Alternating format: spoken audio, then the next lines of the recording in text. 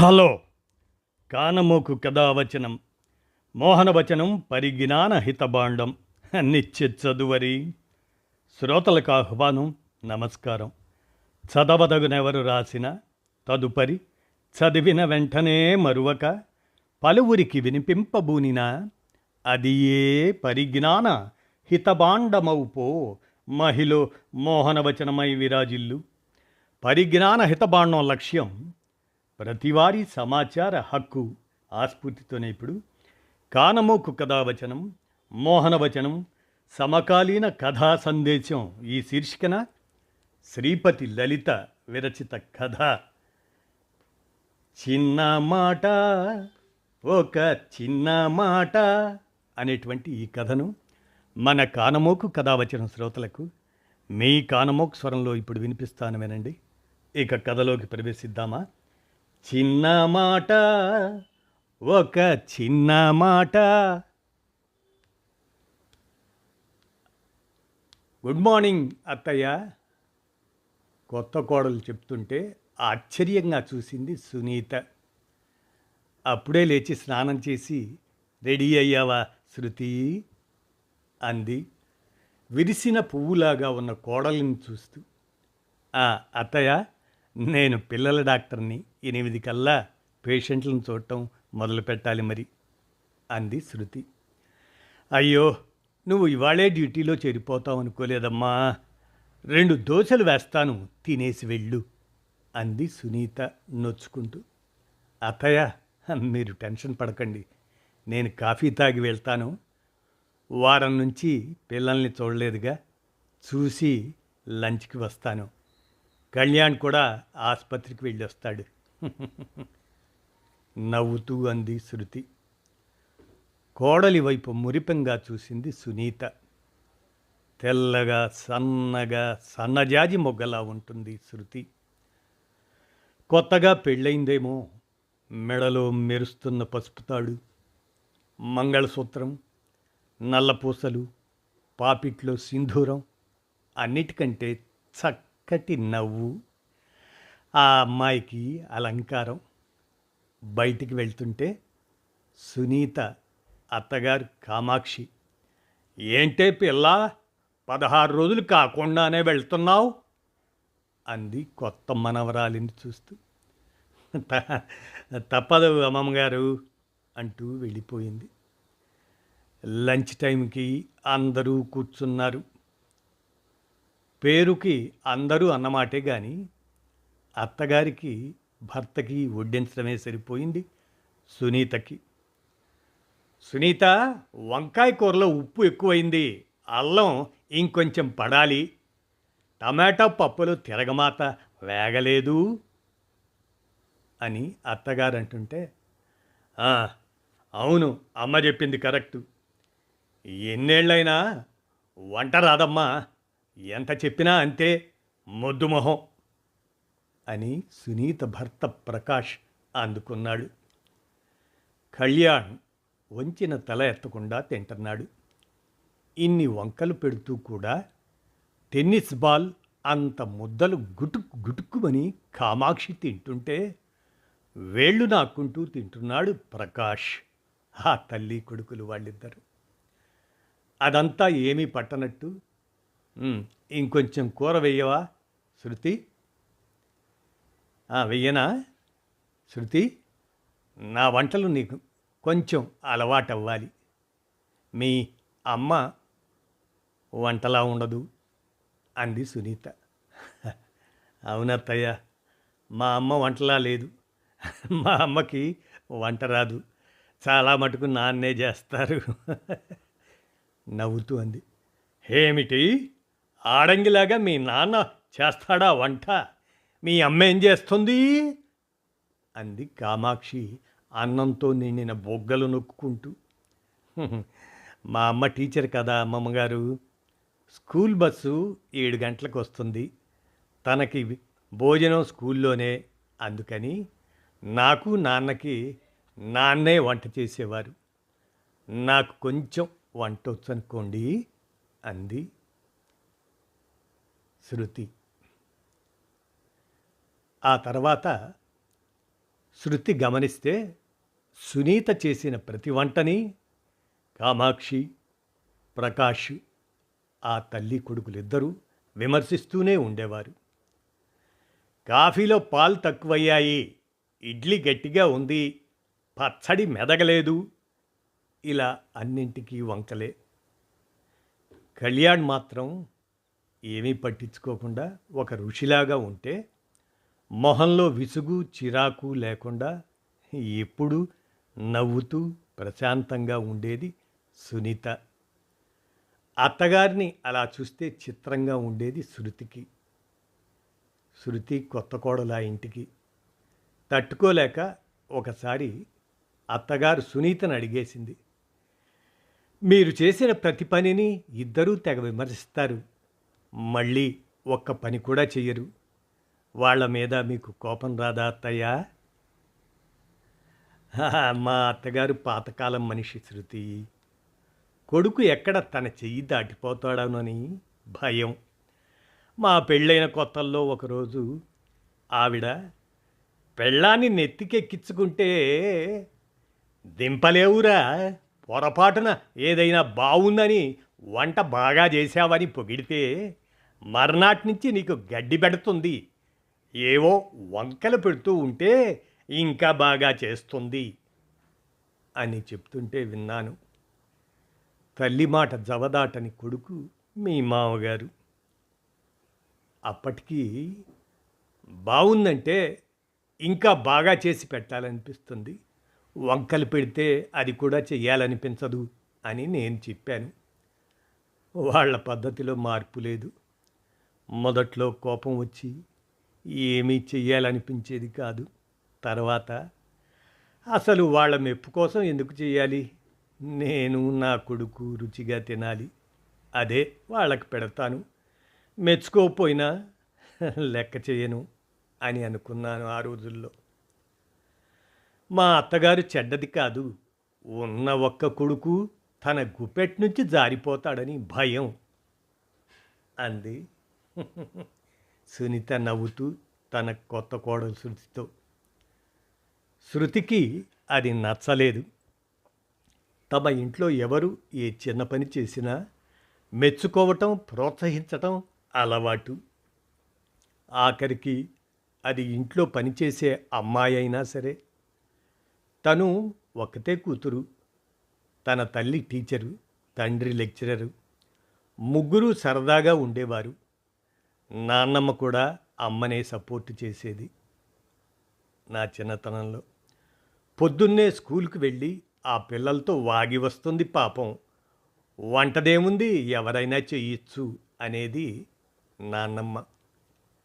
అవతల మనిషి ఎంత వయసు వాళ్ళైనా, ఎలాంటి హోదాలో ఉన్నా, నువ్వు చేసిన పని బాగుంది అని ఒక చిన్న మాట అంటే చాలు, అది ఎంతో ఉత్సాహాన్నిస్తుంది అంటూ తన తల్లి చెప్పిన మాట పూర్తిగా పాటిస్తుంది శృతి, కొత్త కోడలుగా ఈ ఇంట అడుగుపెట్టిన అమ్మాయి.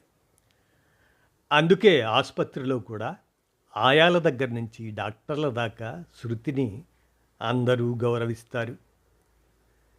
కళ్యాణ్తో ఈ విషయం మాట్లాడితే, ఏమో శృతి, మా ఇంట్లో ఎప్పుడూ ఇంతే, మా నాన్న బామ్మ ఎవరినీ మెచ్చుకోరు, నన్ను అంతే.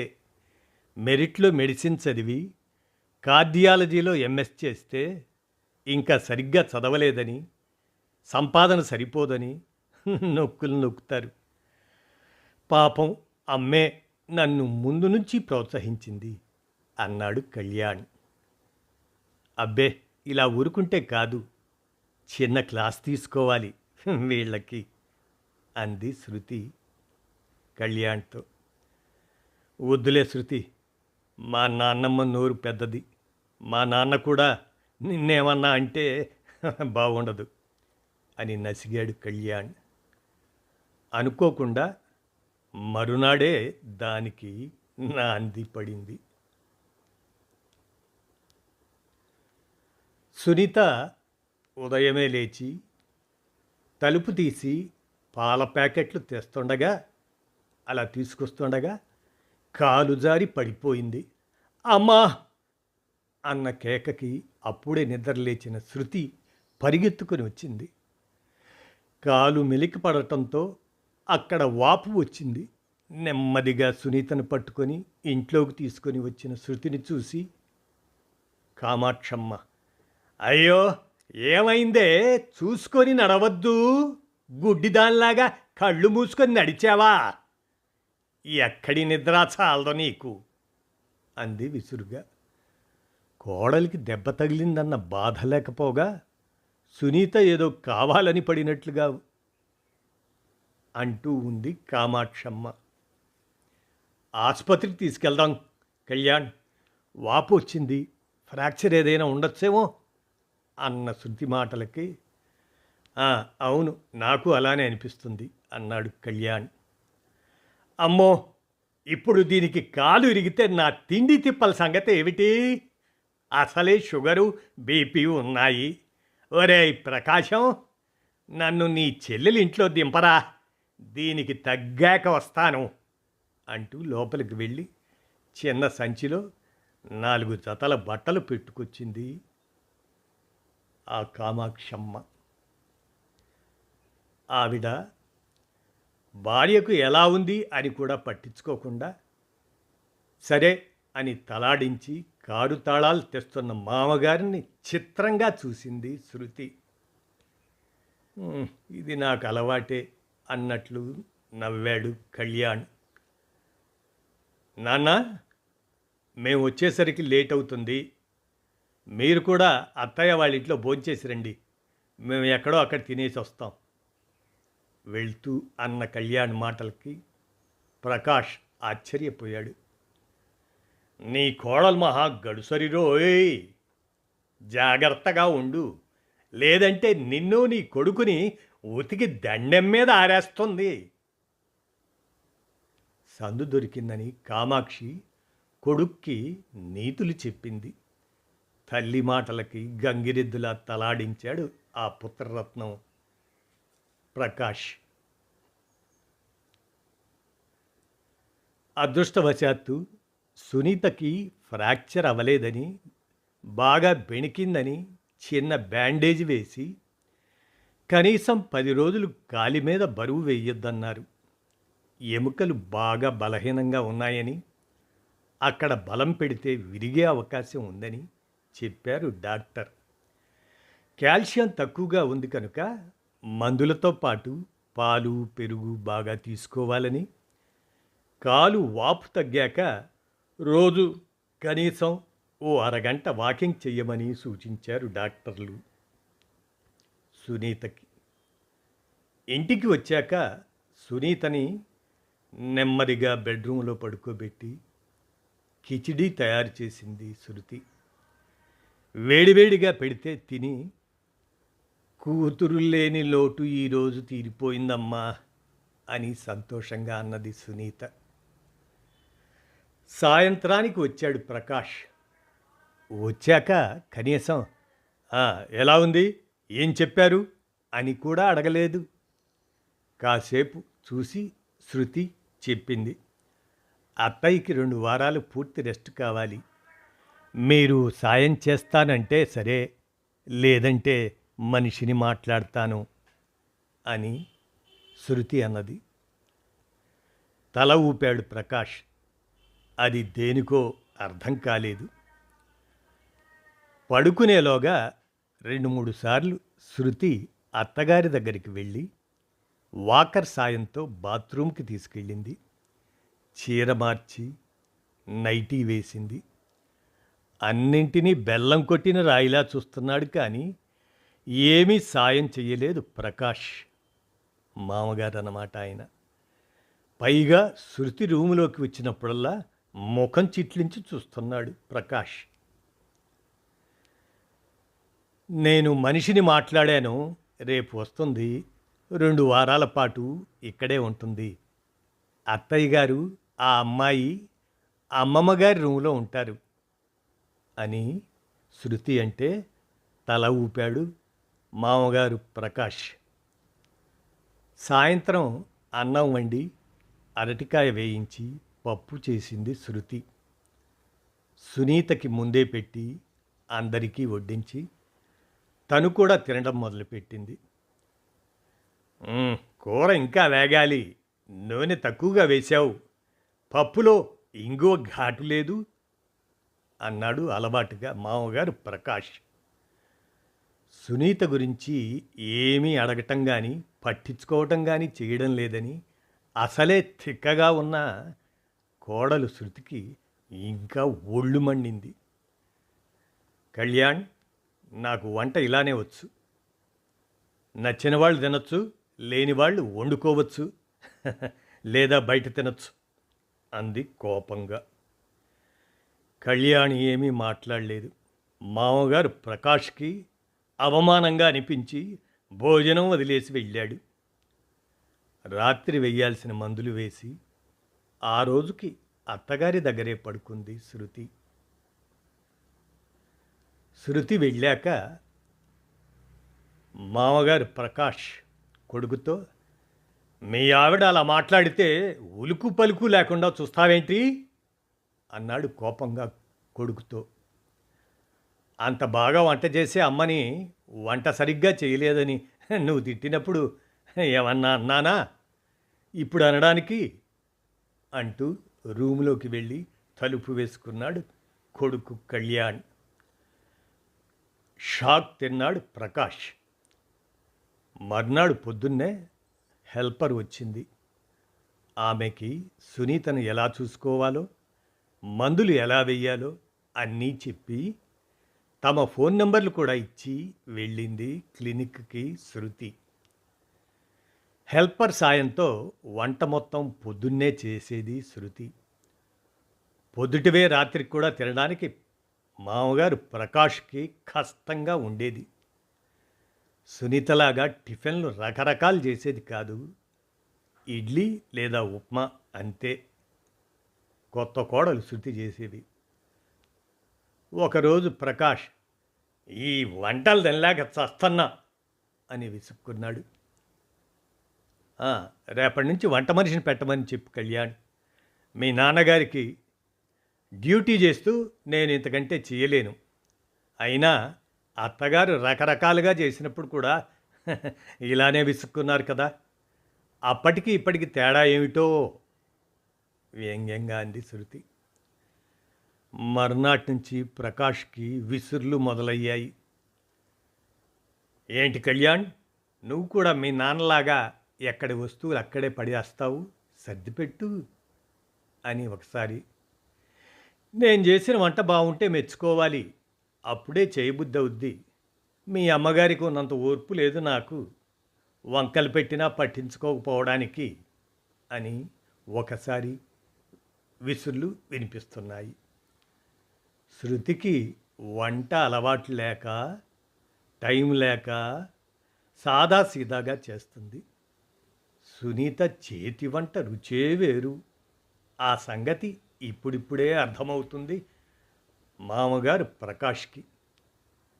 కళ్యాణ్, శృతి ఇవాళ పప్పు బాగుంది, కూర అదిరింది అంటుంటే మామగారు ప్రకాష్కి ఒళ్ళు మండిపోయేది.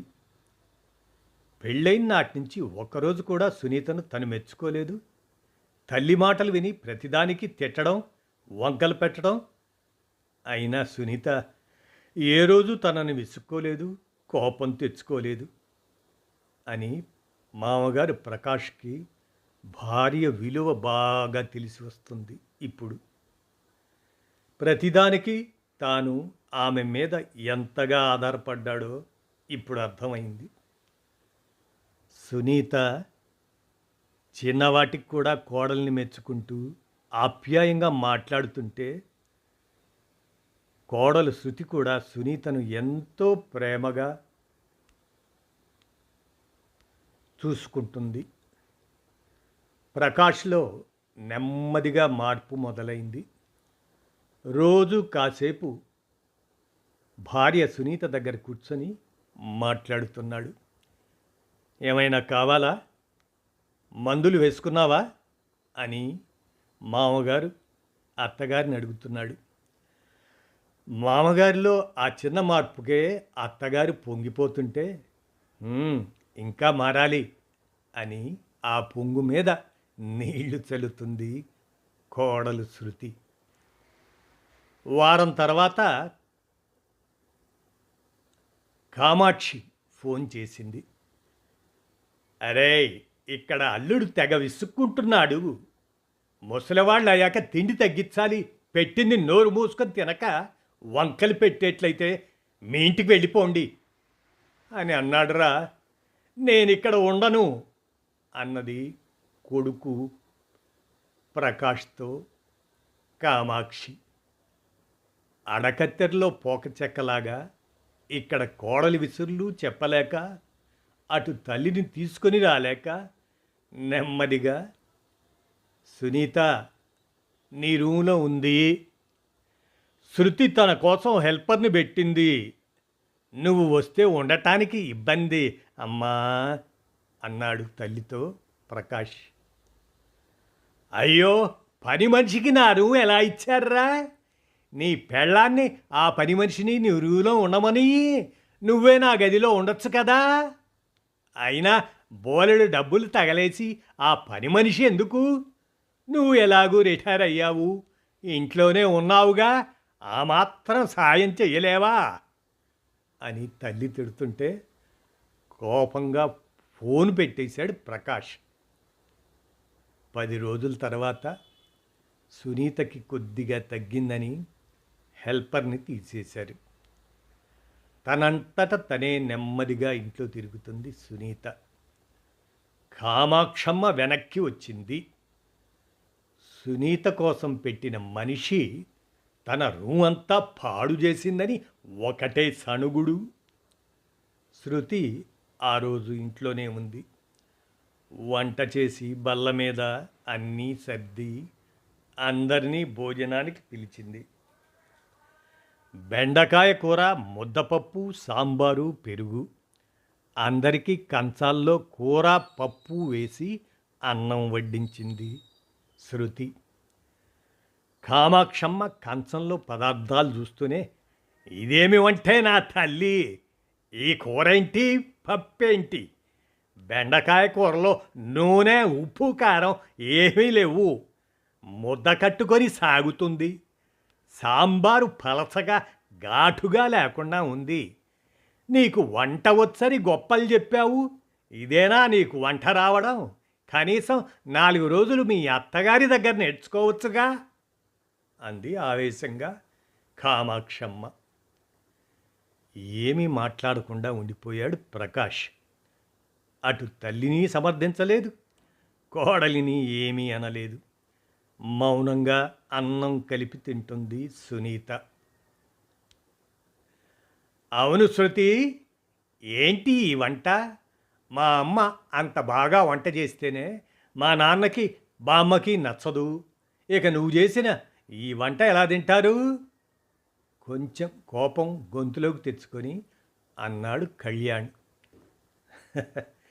ఎప్పుడూ మాట్లాడని కళ్యాణ్ అలా అంటుంటే నోట్లో పెట్టుకోబోయిన ముద్ద కంచంలో పెట్టి ఆశ్చర్యంగా చూసింది సునీత కళ్యాణ్ వైపు.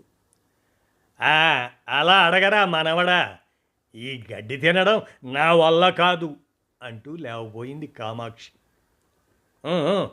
కూర్చోండి అని గట్టిగా గదిమింది శృతి. ఏంటి కళ్యాణ్, వంట బాగోలేదా? మీ బామ్మకి బీపీ ఎక్కువగా ఉంది, షుగర్ కంట్రోల్లో లేదు. ఆవిడ పాదాలు చూసావా, నీరు పట్టి వాచి ఉన్నాయి. 80 ఏళ్ళ ఆవిడ ముప్పొద్దులా అన్ని పచ్చళ్ళు స్వీట్లతో ఆ తిండి ఏమిటి? మీ నాన్నగారికి షుగర్ పెరిగింది, మొన్ననే నేను చెక్ చేశాను. వాళ్ళిద్దరికీ పూర్తి పథ్యం భోజనం పెట్టాలి. నిన్నటి వరకు ఉప్పులు కారాలు నూనె వేసి వైనంగా మీ అమ్మగారు వంట చేస్తే తీరిగ్గా కూర్చొని అందరూ వంకలు పెట్టారు. ఇప్పుడు ఆవిడ కాలినొప్పితో మంచం మీద ఉంది. ఇంట్లో పనంతా నేను ఒక్కదాన్ని ఎలా చేసుకుంటున్నానో అని ఏమన్నా ఆలోచించారా? నా వంట ఎవరికి నచ్చకపోతే వాళ్ళు 2 రోజులు చెయ్యండి, నేను కూర్చొని తింటాను. పని చేయకుండా ఇలా వంకలు పెట్టడం నాకు నచ్చదు అంటూ గయ్యిన అన్నది శృతి. ఏంటి అమ్మమ్మగారు, నేను అత్తయ్య గారి దగ్గర వంట నేర్చుకోవాలా? ఆవిడ వంటకి రోజు వంకలు పెడతారుగా, మరి ఆవిడ దగ్గర ఎందుకు నేర్చుకోవాలి? 4 రోజులు మీరు చేయండి, చూసి నేర్చుకుంటా నేను అని ఆవేశంగా శృతి అని ఒక్కసారి ఊపిరి పీల్చుకుంది. ఎర్రబడ్డ శృతి మొహం చూసి ఆమె చూడకుండా ముసిముసిగా నవ్వాడు కళ్యాణ్. ప్రకాష్ బిత్తరపోయి చూస్తున్నాడు. కొంచెం ముందుగా తేరుకున్న సునీత, ఊరుకోమ్మా శృతి, పెద్దావిడ, అమ్మమ్మగారితో నువ్వు అలా మాట్లాడకూడదు. రేపటి నుంచి వంట నేను చేస్తానుగా, నీకెందుకు ఈ గోల అంది. ఎన్ని రోజులు అత్తయ్య మీకు ఈ చాకిరి? ఒక మెప్పు లేదు, మెహర్బానీ లేదు. కనీసం ఇవాళ వంట బాగుందని కానీ, మా కోడలు మంచిది, నన్ను బాగా చూసుకుంటుందని కానీ ఒక్క చిన్న మాట లేదు. మీకు కోపం ఎందుకు రాదు అసలు? ఉక్రోషంగా అన్నది కోడలు శృతి. పక్కన నవ్వింది సునీత. నేను నిజంగా కోపం తెచ్చుకుంటే ఈ ఇంట్లో ఉండలేను శృతి. వీళ్ళకి ఒకరిని విమర్శించడం తప్ప మెచ్చుకోవటం రాదు. అందుకే నేను ఈ ఇంట్లో చేసే పని ఒక బాధ్యతగా చేస్తాను, ప్రేమగా చెయ్యలేను. ఇంకా ఏదో అనబోతుంటే కామాక్షి, అంటే మేము నిన్ను ఏదో రాచి రంపాన పెడుతున్నావా? గట్టిగా పెద్ద గొంతు పెట్టి అంది కామాక్షి. అది మీకే తెలియాలి. మీరు అన్నిటికీ వంకలు పెట్టడం, అది పట్టుకొని ఆయన నన్ను తిట్టడం. కొన్ని రోజులు ఏడ్చాను, కొంతకాలం బాధపడ్డాను, తర్వాత అలవాటు పడిపోయాను. ఆ తర్వాత పట్టించుకోవటం మానేశాను. ఏదో కోడల్ని కంట్రోల్లో పెట్టానని సంతోషపడుతున్నారు, కానీ మీరు ఏం పోగొట్టుకున్నారో మీకు తెలియదు అత్తయ్యా. నా కొడుకు కోడలు నన్నెంత ప్రేమగా చూస్తుంటే నాకు ఇప్పుడు అర్థమైంది మీరేం కోల్పోయారు. అందుకే మీరంటే జాలి తప్ప మరేమీ లేదు అంది సునీత. సునీత ఇలా మాట్లాడుతుందని ఏమాత్రం ఊహించని కామాక్షమ్మ కోపంతో ఊగిపోయింది. ఒరేయ్ ప్రకాశం, నీ పెళ్ళాం చూడరా, నన్ను అంతలేసి మాటలు అంటుంటే దాన్ని 4 వాయించకుండా చూస్తూ నిల్చుందా అని అన్న తల్లితో, ప్రకాష్ నా పెళ్ళామేనా అమ్మా, నీకేమీ కాదా? అలా అయితే నా పెళ్ళాం, నా కొడుకు, నా కోడలు ఎలా చెప్తే అలా వింటాను నేను. ఇక్కడ ఉండాలంటే నువ్వు వాళ్ళు చెప్పినట్టు విను, లేదంటావా నీ ఇష్టం. ఏనాడు నీ మాట కాదనలేదు నేను, ఇప్పుడైనా అంతే. కొడుకు మాటలకి నిశ్చేష్టురాలైంది కామాక్షి. లే సునీత, ఎక్కువసేపు కాలు కింద పెడితే వాపొచ్చి నొప్పి ఎక్కువ అవుతుంది. లే, రెస్ట్ తీసుకో. దగ్గరికి వచ్చి చెయ్యి అందిస్తున్న భర్తని ఆశ్చర్యంగా ఆనందంగా చూసింది సునీత ప్రకాష్ ముఖంలోకి. శృతి నవ్వుతూ, చిన్న మాట, ఒక చిన్న మాట అని కూని రాగాలు తీస్తుంటే ముసిముసిగా నవ్వుకున్నాడు కళ్యాణ్. ఇదండి శ్రీపతి లలిత విరచిత కథ చిన్న మాట, ఒక చిన్న మాట అనేటువంటి ఈ కథను మన కానమోకు కథావచనం శ్రోతలకు కానమోకు కథావచనం సమకాలీన కథా సందేశం శీర్షికన ఈ కథను వినిపించాను. విన్నారుగా, ధన్యవాదాలు.